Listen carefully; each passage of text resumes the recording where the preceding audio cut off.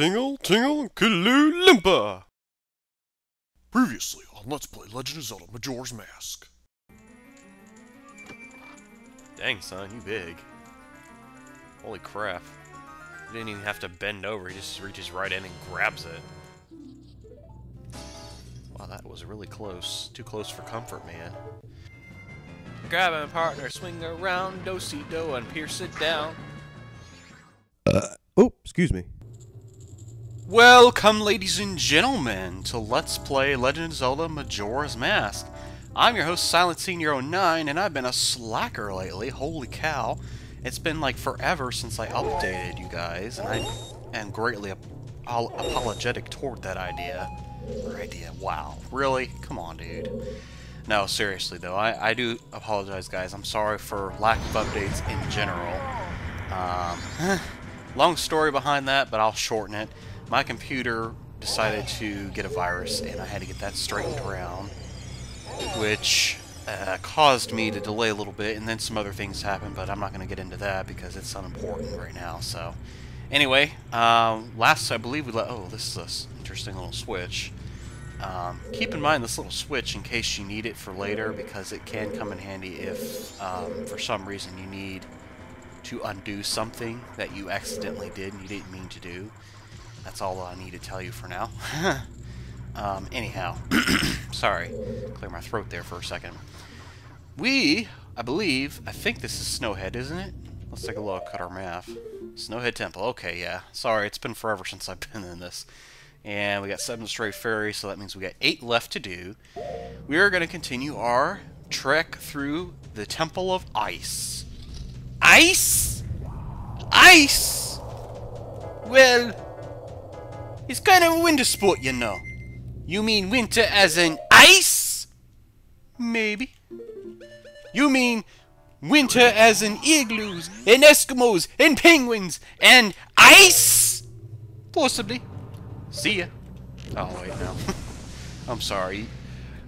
You cannot expect me not to do the... What am I doing? I'm not going to be able to do anything with that.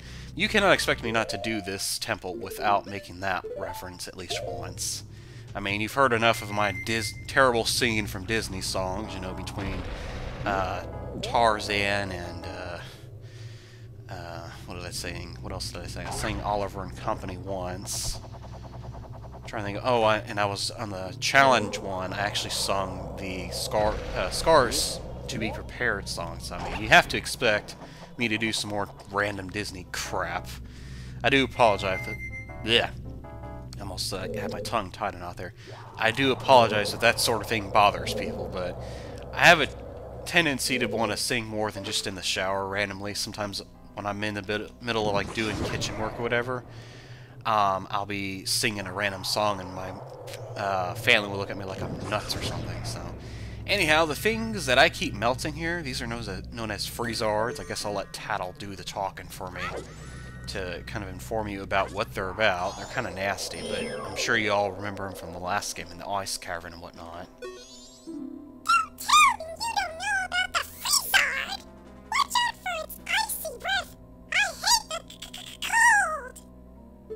Oh, I'm a bit of a wimp too when it comes to it being too cold, but if I had to choose between being too hot or too cold, I'd say probably being too cold, because then I can bundle up. Whereas, I think my grandfather once said, it's easy to bundle up in clothing, not so easy trying to peel off the clothes. I mean, there's only so many clothes you can peel off before you're getting down to your birthday suit, and people don't usually tend to frown upon that idea. Alrighty, so as you can see, I just picked up Stray Fairy number 8 by destroying all 3 Freezards in this room. And in case you're wondering where this room's at, I guess I'll go to the map real quick. There's actually 3 doors that lead into this room, and 2 of them are up on like floor 1, and the other one's below floor 1. And even though we could have accessed it before, as you noticed, there was the Deku thing was encased in ice, and we couldn't do anything about it. So the next thing we're going to do is we're going to light these 3 torches, because I would like to get into a locked door that's just behind me, actually. I don't think I showed it to you, but one tip, I guess the only tip I can offer for this, whenever you're doing this, because you're going to need to use magic in order to do it, is try to know, get an idea where the torches are, you know, where they're located at, before you start firing your arrow off in the directions. But yeah, here's the door, so let's go ahead and enter it and continue on, shall we? And this, my good fellow friends and friends of all ages, I guess, I don't know what I was going to say, is the switch I was talking about that you may want to undo if you accidentally push this down, or you push this down not knowing what it did. So let's find out what it does. Wow. Check out that pancake tower. Nice.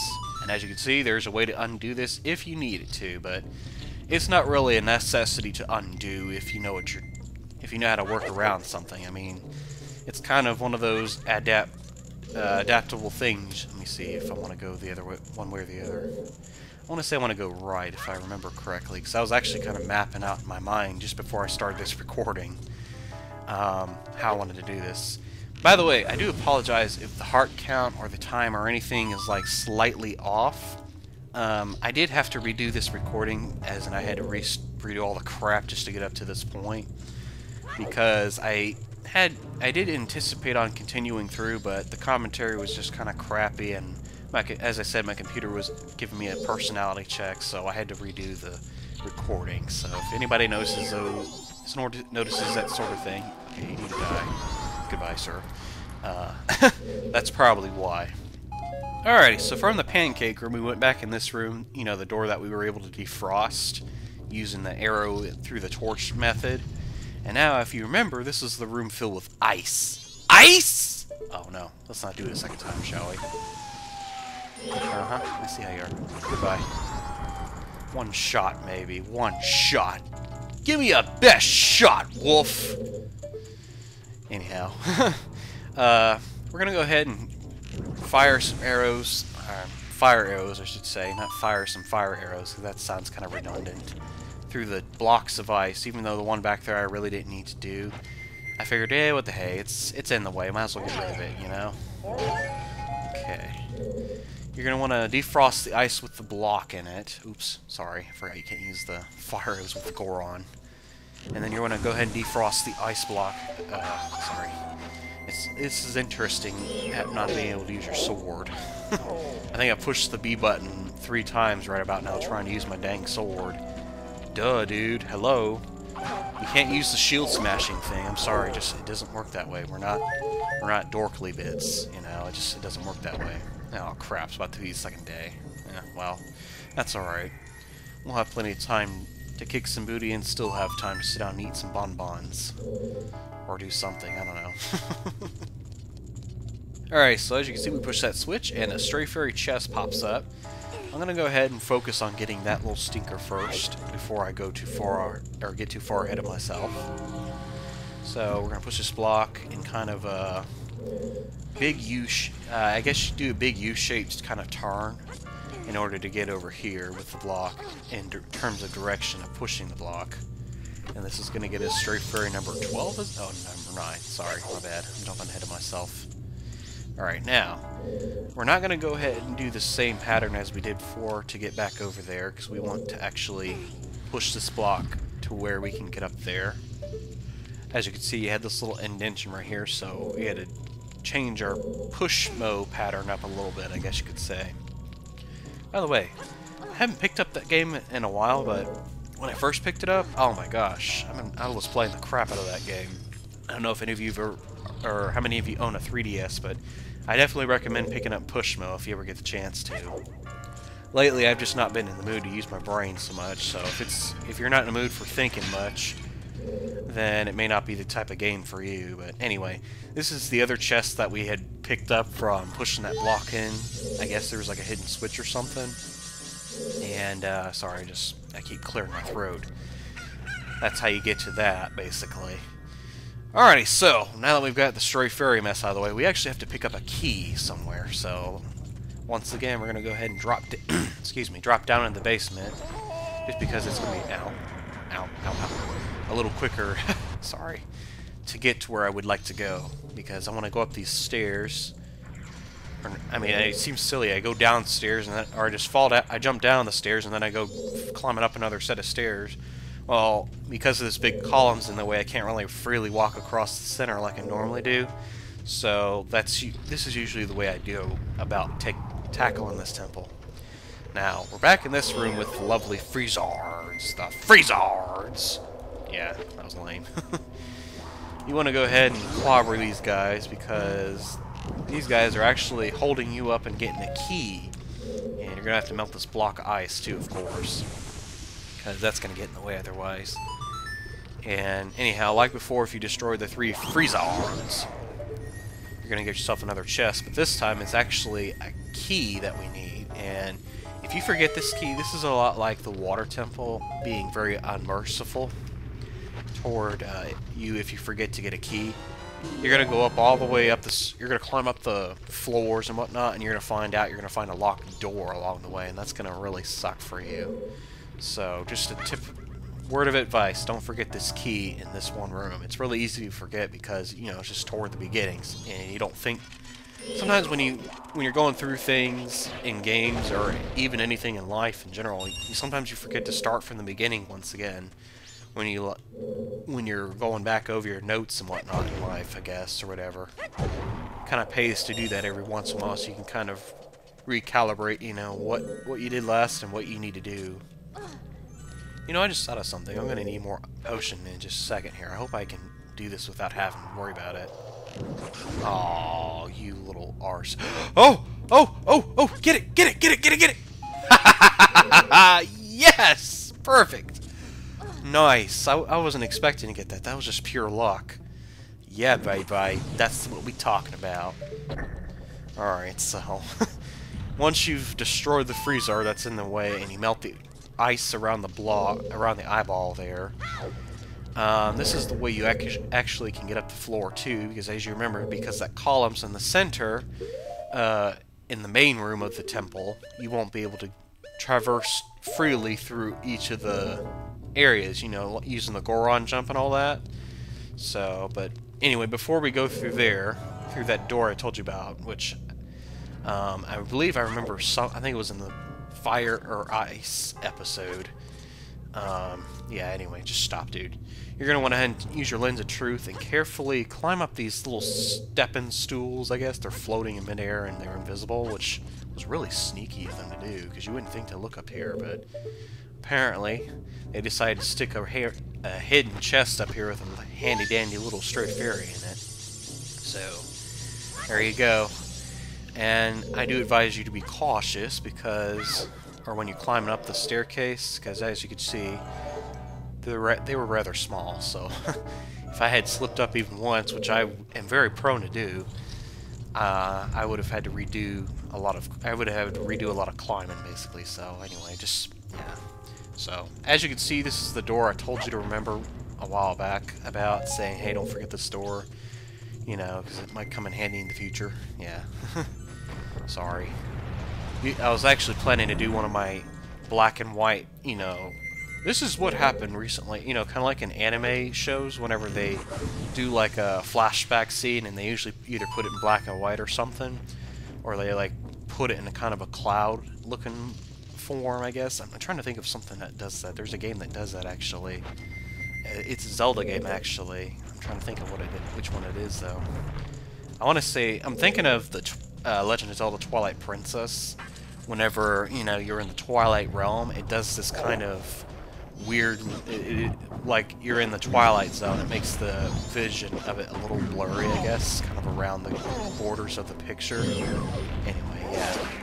You guys are probably looking at me like, what the hell are you talking about, dude? You're just crazy. Alright, so this is an Eno. We actually haven't run into one of these.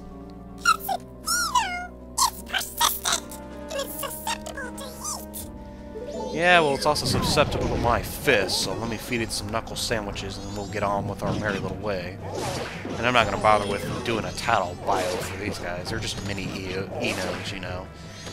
The big Enos, if you destroy them, they give you 3 mini Enos, and the mini Enos, they just take one shot pretty much from the Goron fist, you know. Not much really worth going into detail about. Ow. What's with all these daggum icicles, man? What's with all this ice? This ice! Sorry. I can't get over when I watch that movie, Cool Runnings, and in case anybody's wondering what the heck I'm talking about. It's one of the few Disney films I actually remember. It's a really old one, but it's one I actually remember very well. I remember only watching it once my first time in elementary school, actually. And it's just that line there, it cracks me up how much emphasis Sanka puts on when he says, ICE! You know? Like he's really expressing his dislike toward the idea. Sorry, I just tried to put fire arrows on my mask. Come on, dude. Back to elementary basics. You can't put anything over the mask you're wearing. So, anyway, while you're in this room, don't forget to get that fairy I just picked up through that little. Let me see what kind of shape it is. It's like a diamond-shaped teardrop. It looks like. You know, it's a frozen teardrop. You know, ice, ice. Okay, yeah. Eventually, I'm gonna stop that. Alrighty, well, let me go ahead and clobber these two guys, these dinofols, or whatever you want to call them. I always mix them up between dinofols and dinofols. I think these are dinofols, actually. Dude! Alright, you know what? Let's be smart. Let me do like I did before. Like, what I did before is I just take the Deku guy and mind my P's and Q's with their fire, and just kind of blow some bubbles at him. Like so. Because it's like 1-2 shots and boom, they're dead. That's nice. Cool. I like that. Come this way. Come this way. Come on, Street Fairy. Come on, baby. Come on.